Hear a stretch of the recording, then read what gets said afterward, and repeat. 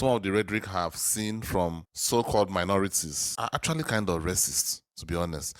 And I do understand that people have tried to redefine racism as something that has to come with power. It can't just be the original definition, which was judging people basically by the color of their skin, that it now involves some kind of economic power or something like that. I think that is a bunch of bullshit, personally. I think racism is racism. Ladies and gentlemen, there is a prevalent sentiment and rhetoric that has been going on for the past couple of years about the United States being the modern day ancient Rome. By the way, welcome to the channel. I'm really glad to have you here. I hope you enjoyed the reaction and also get some value from the commentary that I'm going to make in this video. Now, I'm going to be very, very fair. I do not think the US is modern day ancient Rome. There are some signs.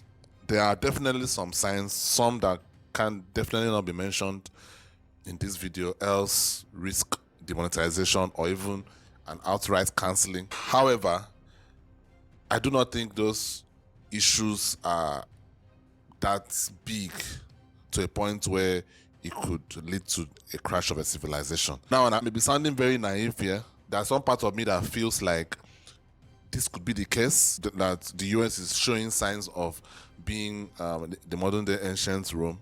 So maybe this man is going to help me to view it a bit differently. That being said, I do think the US worries about too many things that don't really matter, which was one of the issues with ancient Rome as well.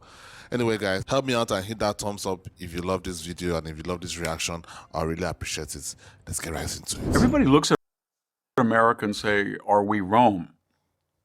And if you're conservatives, you usually say, well, the inflation is destroying our currency like it did with Rome, and tribalism is destroying us because, like Rome, we have lost the ability to unite people under a common language, common tradition, common culture, and expand from the idea that what was once largely an Anglo-Saxon population, then a pan-European population, then an Eastern European, then an Asian, along with the descendants of slaves, and then a Latin American population. We could keep reinventing America. We're losing that ability with tribal politics, wokeness, this new idea that to cure racism, you must be racist, or to stop discrimination, you must practice discrimination. That was... I see that all the time. I do agree with what he's saying. I may not be in the best position to talk about this because I've never been to the US, but I'm just going to go by what I see online. And I do think some of the rhetoric I've seen from so-called minorities are actually kind of racist, to be honest. And I do understand that people have tried to redefine racism as something that has to come with power. It can't just be the original definition, which was judging people basically by the color of their skin, that it now involves some kind of economic power or something like that. I think that is a bunch of bullshit, personally. I think racism is racism. That's just my own opinion. So I do see that sentiment that, oh, okay, since this happened in the past, so it's kind of like a revenge, thing going on there.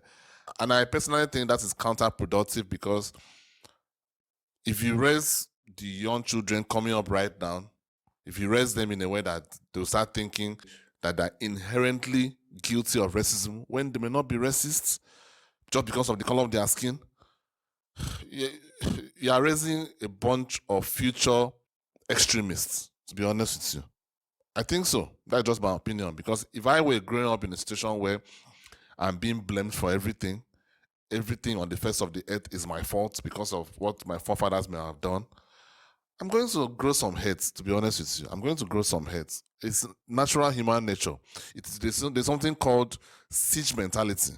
And when it gets to a point where it seems like everybody's against my particular group, even though it seems like, oh, it's not possible because you are this color, you have the power, so racism cannot affect you, and all that stuff. Maybe that is the case. But if I'm growing up and I'm in school, my teacher is telling me this about social problem, that it is my fault, or it's because of the color of my skin, or the people that have the color of my skin and my gender are the cause of all the problems, I'm going to feel some kind of way.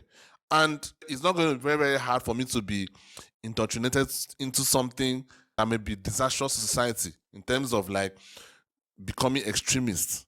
It's not going to be very hard. And I'm not saying that it is right. It's not right, but it's human nature. If you keep beating that drum and telling a bunch of children that, look, it's your fault because you are this color, you are this color.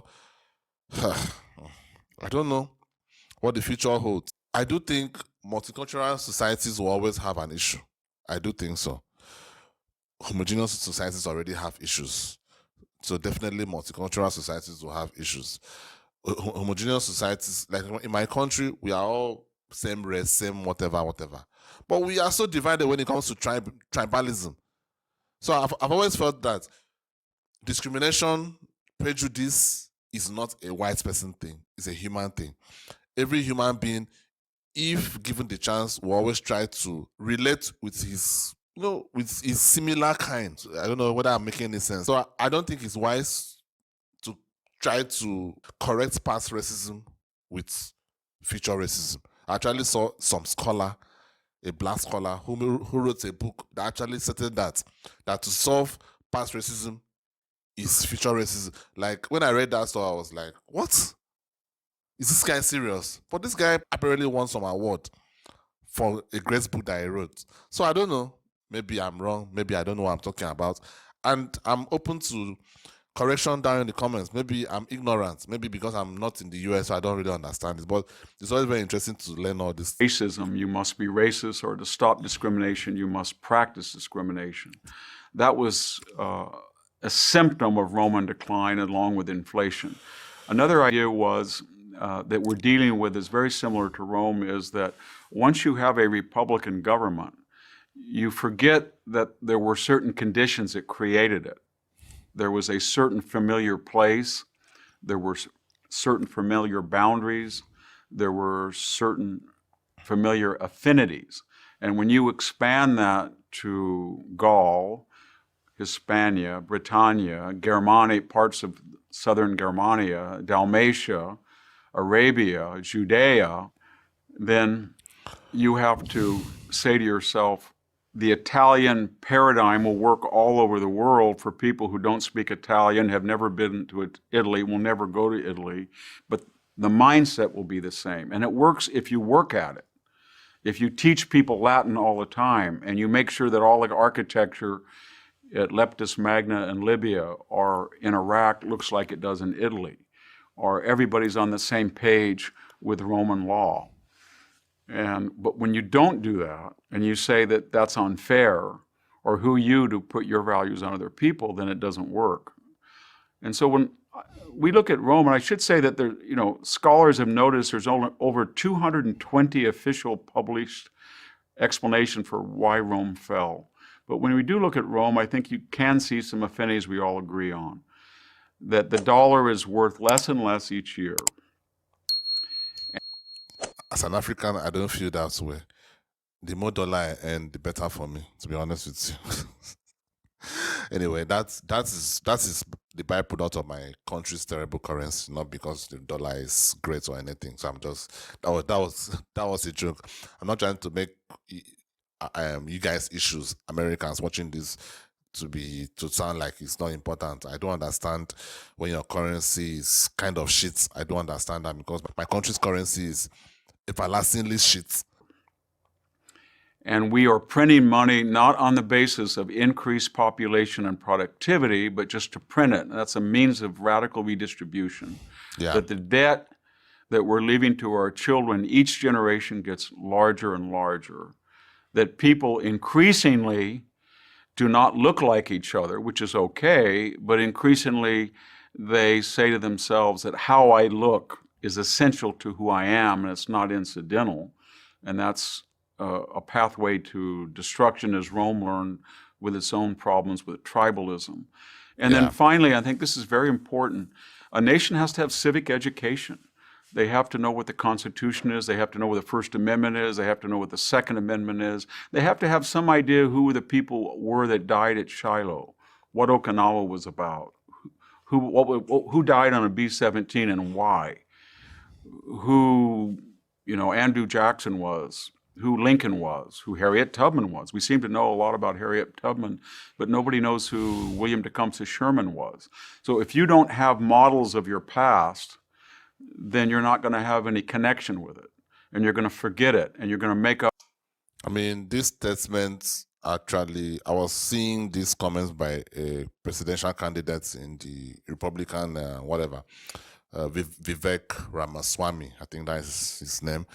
And he was talking about the fact that the same exams that immigrants write to become citizens of the United States, that American citizens should write before they are eligible to vote. That brought up some controversies, and like people were saying he was trying to alienate young people from voting and all that. I personally do think it's a good plan, because let's look at it this way. The United States is supposed to be the beacon of the world. Like in my country, we don't have that. First of all, our votes don't count anyway, so it doesn't even really matter at the end of the day. But in the US, you guys take your votes very seriously, and I do know that there have been some controversies when it came to voting in the last presidential election. However, those people that were supposedly insurrectionists have been punished very heavily. In fact, some of the sentences I have seen for that stuff has been very shocking to me, due to the fact that all the videos I have seen, these guys didn't even hold guns, nothing. They just came there with some flags and some sticks, no guns, nothing. I was actually shocked by the sentences, but whatever. It's not my, it's not really my place to question that. But you guys take it very, very seriously, obviously, clearly. So if you take it that seriously, so what is really wrong in writing some exam so that you can know what you're voting for at the end of the day? I don't know. Maybe I'm being ignorant, but at the end of the day, the US is supposed to be the beacon of hope. Most countries in the world are supposed to be looking at the US like, oh, okay, this is the country that we should all be aspiring to be. Because the US is the superpower currently. So most of the world is supposed to be looking at the US. This is what we are supposed to be. But currently, the US is not looking like a country that most people are supposed to be looking at like, this is the country we are supposed to be. Maybe that is not the position that the US wants to be. Fine. Maybe that is not that. They don't have to be in that position of being the beacon of hope. But they do portray themselves to be the beacon of hope. So you can't portray yourself to be the beacon of hope while trying to escape the responsibilities that comes with it. If you don't have models of your past, then you're not going to have any connection with it, and you're going to forget it, and you're going to make up the past as you go along. Or Orwell says, he who controls the present can reinvent the past to make a new future. And that's what we're doing in this country. A country also has to have humility. You can't use the standards of the present and go back and say, look at those guys in covered wagons. They said racist things, and therefore we're not going to study them, or the Oregon Trail should be not mentioned. Before you can do that, you have to say to yourself, if I have 5 children and 2 of them die on the Oregon Trail because they don't have antibiotics or they have diphtheria, or I have 2,600 vision, but I can't get glasses and I can't see, or I don't know what the weather's going to be like tomorrow, I have no satellite.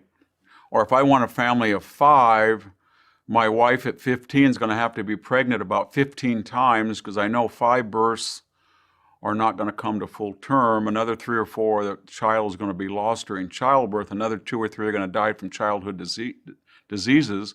Then she's not going to be emancipated because she's going to be pregnant from 15 to 40.